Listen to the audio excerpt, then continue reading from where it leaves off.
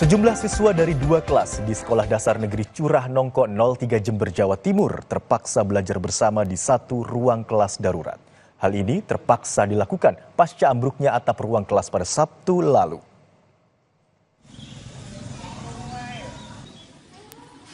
Para siswa dari 2 kelas di Sekolah Dasar Negeri Curah Nongko 03, Kecamatan Tempurrejo, Jember, Jawa Timur, terpaksa belajar di satu ruangan bersama pada Senin pagi.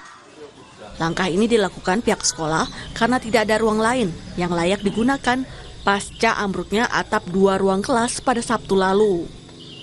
Sebelumnya pihak sekolah akan menggunakan ruang gudang penyimpanan peralatan sekolah. Namun kondisinya kotor, kurang penerangan dan kurang sirkulasi udara. Siswa kelas 1-2 pasca tidak ada kelas, maka rencananya akan saya taruh di ruang gudang.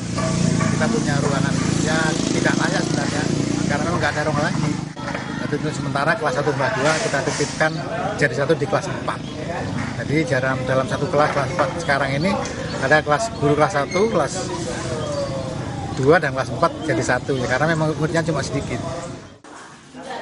Meski kurang nyaman dalam kegiatan belajar mengajar karena berbaur dengan siswa-siswi kelas lain, para siswa terlihat tetap antusias mengikuti kegiatan belajar mengajar. Nggak enak. Kenapa ini? Soalnya rame, kalau rame nggak bisa konsentrasi.